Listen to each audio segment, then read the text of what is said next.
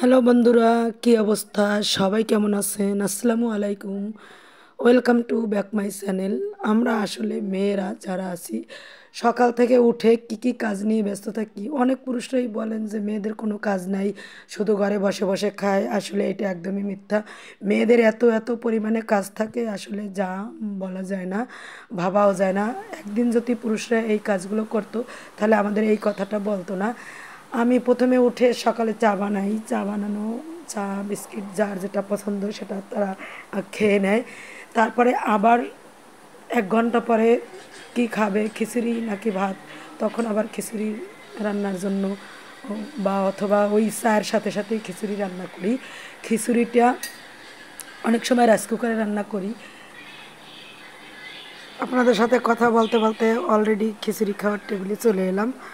তো বন্ধুরা, খিচুড়িটা কেমন হয়েছে কমেন্টে জানাবেন। মা ছেলে খিচুড়ি খেতে বসছি, আলহামদুলিল্লাহ খিচুড়িটা খেয়ে নিব। আর আপনাদের সাথে একটু সংসারের টুকিটাকি শেয়ার করলাম যে আসলে আমরা মেয়েরা কতটা কাজ নিয়ে ব্যস্ত থাকি। এই কাজের কোনো হিসাব, এই কাজের কোনো বেতন নেই। নিঃস্বার্থভাবে আসলে মেয়েরা এই কাজগুলো করে।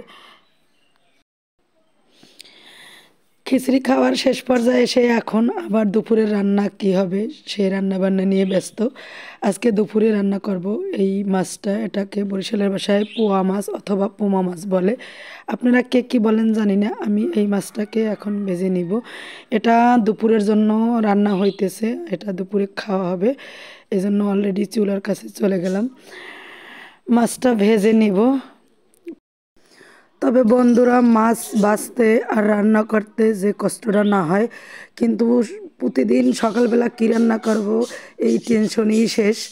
কী রান্না করব কী করব এগুলো কিছুই জানা নেই। আর এত এত বাজারে দাম, এত এত মাছের দাম। মূল কথা হয়েছে গিয়ে মাছ তরকারি খাওয়া এবং সকালে কী রান্না করব এ নিয়ে অনেক টেনশন। রান্নার থেকেও কী রান্না করব সেটা নিয়ে টেনশন বেশি। তো এখন রান্না করব চিংড়ি মাছ দিয়ে মিষ্টি কুমড়া। তো চিংড়ি মাছটা আমি প্রথমে মশলা দিয়ে কষিয়ে নিচ্ছি এবং মিষ্টি কুমড়াটা রানবো ঝোল ঝোল, এজন্য এভাবে চিংড়ি মাছটা আগে কষিয়ে নিতেছি। এর ভিতরে আমি মিষ্টি কুমড়ো দিয়ে দেবো। দেখেন বন্ধুরা, মিষ্টি কুমড়াটা কত সুন্দর কালারফুল এবং মিষ্টি কুমড়াটা দেখলে মনে হইতেছে যে কাঁচা খেয়ে ফেলি, এত এত সুন্দর। জানি না রান্না করলে কেমন হবে।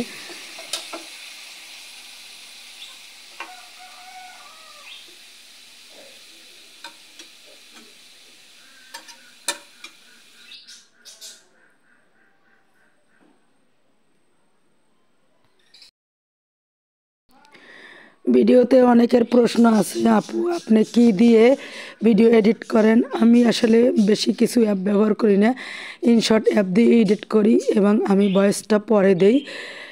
আপনারা যারা নতুন ইউজার তারা অবশ্যই ইনশর্ট অ্যাপ ব্যবহার করবেন। ইনশর্ট অ্যাপ দিয়ে ভিডিও বানালে খুবই সুন্দর হয় এবং ভয়েসটা ক্লিয়ার হয়।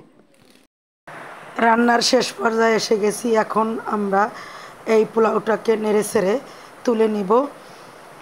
আর আলহামদুলিল্লাহ সবাই ভালো থাকবেন। অন্য কোনো ভিডিওতে আপনাদের সাথে দেখা হবে। আল্লাহ হাফেজ, ধন্যবাদ।